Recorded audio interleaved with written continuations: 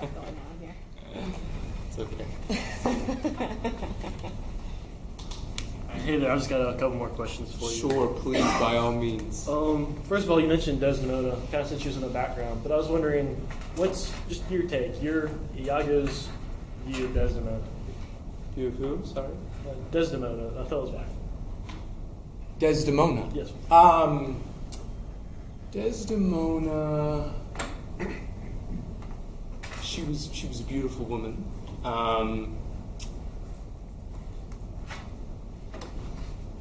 But honestly, beyond that, I don't know. I mean, have you ever seen a beautiful woman and thought, that's a woman who I could end up with? Have you ever thought that?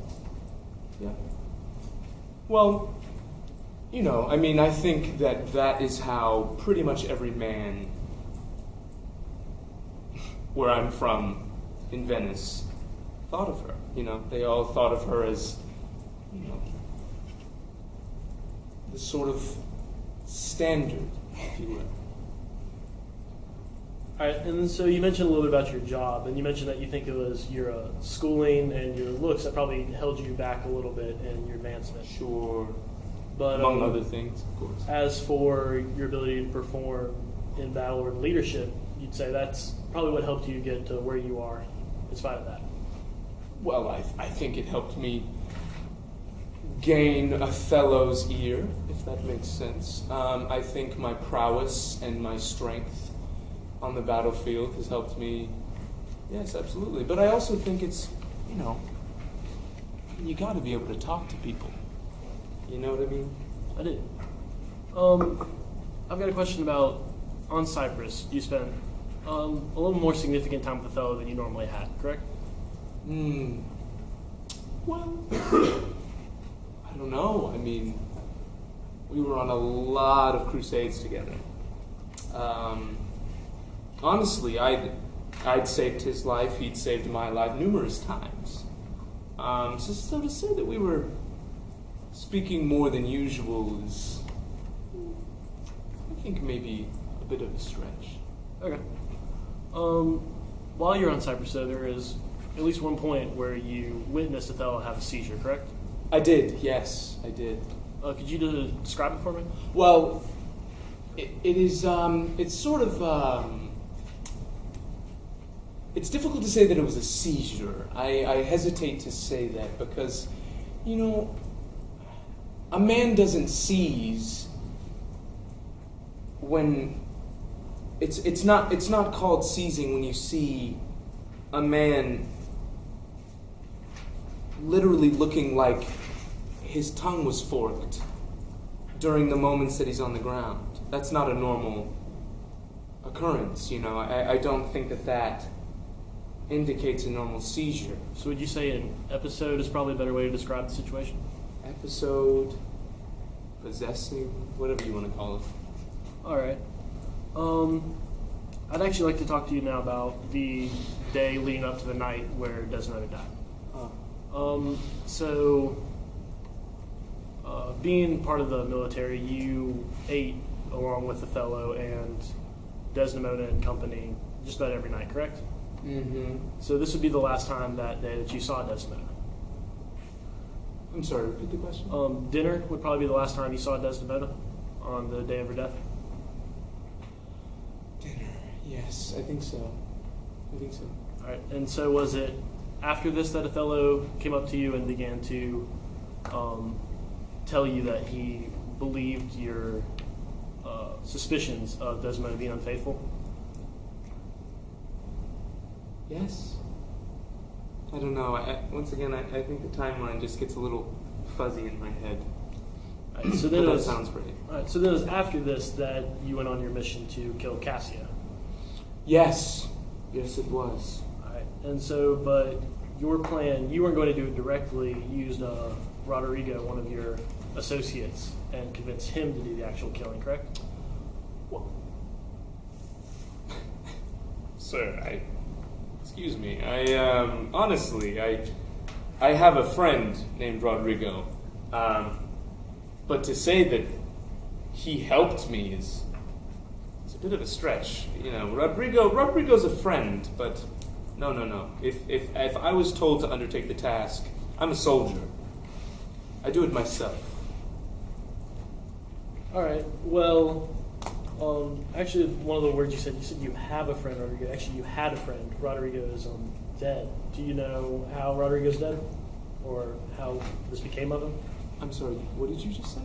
Rodrigo's dead. Do you know how this occurred? Rodrigo is dead. I'm sorry. This is probably strange, but I already thought you knew. This is. No, it's okay. Sorry. It's all right. He was a close friend. He was a confidant. He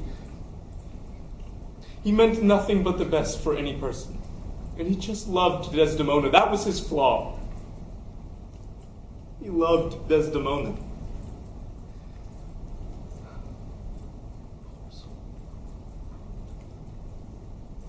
All right. Well, I know at one moment you ran into Othello's room after you heard screaming, but where were you moments before this occurred? I'm sorry. I'm sorry. It's okay. Did you know this?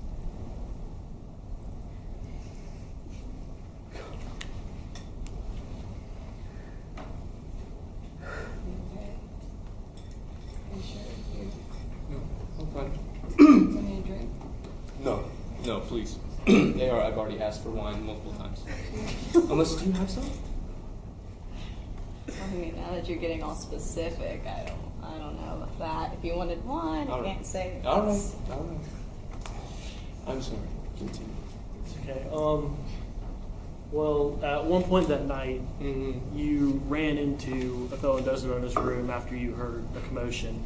Where were you just before that? Just before that, I had been outside, and I knew that was when some person had died, because I had, it was dark outside. It was very dark. I ran over to this body. I saw a form. I didn't know what I was looking at, and I told my wife, "Take care of this." She did. She's dutiful. And then I heard a scream and left to see Othello. When you ran into the room, Yes. Othello, Amelia, your wife, and the dead body Desdemona were in there, and you ran in with a couple other people. But it's actually at this point that you and your wife began to get into a disagreement, is what other witnesses have said. Yes. And this agreement escalated pretty quickly, actually, to the point where you killed her. Sir, please, let me tell you something. I am a devout man, and I believe in the terror of possessions. And you see, I saw whatever it was that was in Othello.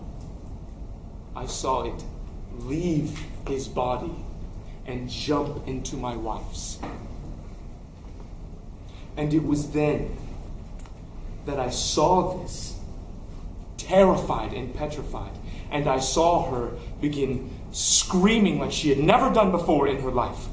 And that I knew that there was something else happening.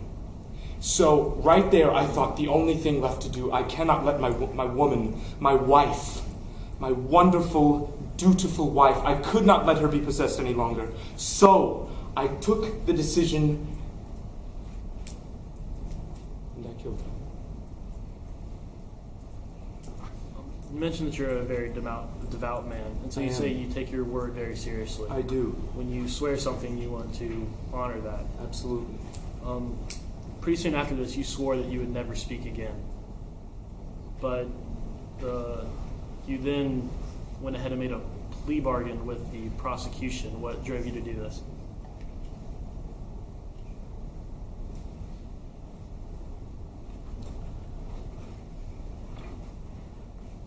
I felt